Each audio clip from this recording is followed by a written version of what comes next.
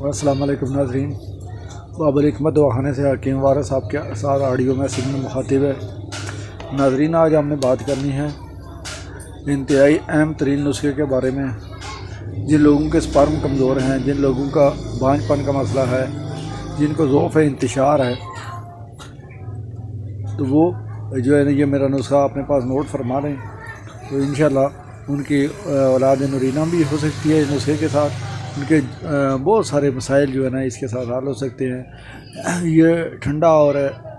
طاقتور نسخہ ہے۔ ہر جو ہے نا گرم مزاج والا بندہ یہ نسخہ استعمال کرے تو اس کو انشاءاللہ 100% نتائج ملیں گے۔ وہ کوئی کسی لیبارٹری میں سپرم ٹیسٹ دے دے، اس کے جراثیم کمزور ہوں،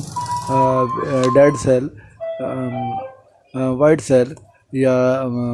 جو ہے نا اس کا کلر وائٹ گرے وغیرہ ہو یا یلو ہو، تو اس کو یہ نا بہترین ایکٹیو سلیجی اور ڈیڈ جو جراثیم ہیں ان کی تعداد بھی پوری کرے گا اور یہ رنگ بھی بہتر ہو جائے گا۔ تو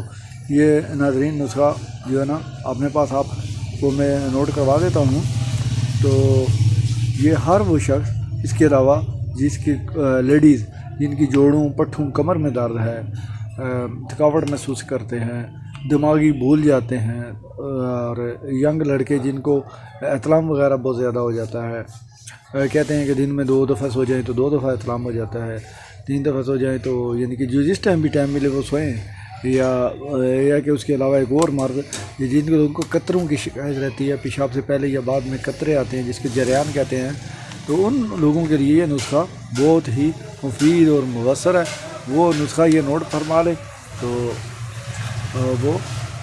انشاءاللہ اور اس کو وہ بہت ہی فائدہ اس سے اٹھائیں گے۔ نسخے میں جی یہ 15 آئٹمیں ہیں اور بہت ہی کارآمد نسخہ ہے۔ یہ آپ نے ہر چیز جو ہے نا 25-25 گرام لینی ہے۔ اس میں نمبر 1 ہے جی اشگندھنا گوری،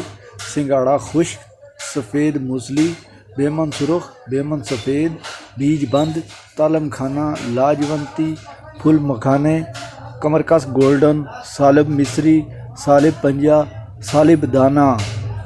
تخم بھنگ، مستگی رومی، 2-3 قسم کی ہوتی ہے، جو سب سے اچھی کوالٹی ہے وہ آپ لے لیں۔ تو 25-25 گرام لے لیں، یہ 3-4 ہزار روپے کا آپ کا نسخہ آ جائے گا۔